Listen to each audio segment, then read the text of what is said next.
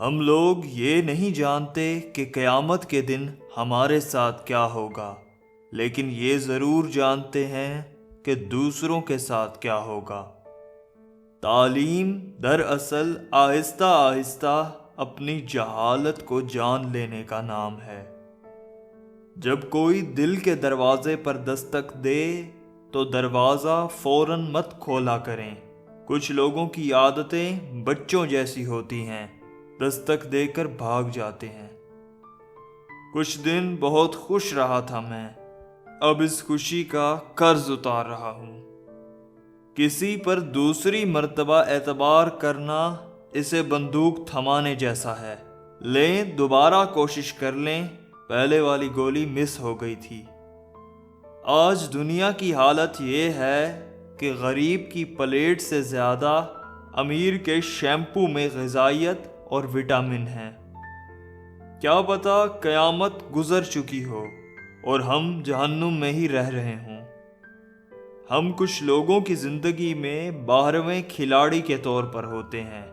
جب کوئی اور دستیاب نہ ہو تو پھر ہمارا انتخاب ہوتا ہے۔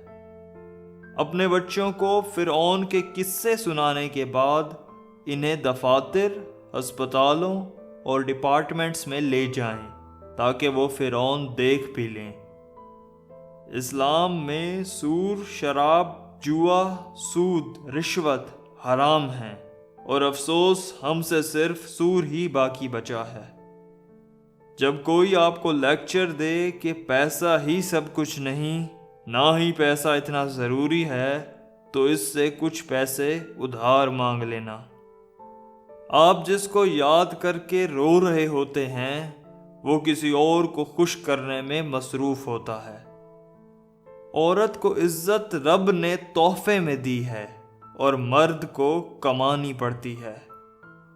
بدترین سبق ہمیشہ پسندیدہ ترین انسان دیتا ہے۔ ایک فضول سی آسائش آپ کو کیسے پرتکبر اور احمق کر دیتی ہے۔ کچھ لوگ آپ کو بھی نمک ہی سمجھتے ہیں، جسے اپنی مرضی سے جب دل چاہا تب حسب ضرورت اور حسب ذائقہ استعمال کر لیا۔ محبت کی کشتی میں پہلا سراغ شک کا ہوتا ہے۔ جتنا زیادہ سوچو گے اتنا زیادہ اذیت میں رہو گے۔ یا تو خود کو مضبوط کر لو یا مصروف کر لو۔ روٹھنا چاہیے پر اتنا بھی نہیں کہ منانے والا مناتے مناتے روٹھ جائے۔ زندگی میں ایک بار محبت ضرور کرنی چاہیے تاکہ آپ کو پتہ چلے یہ کیوں نہیں کرنی چاہیے۔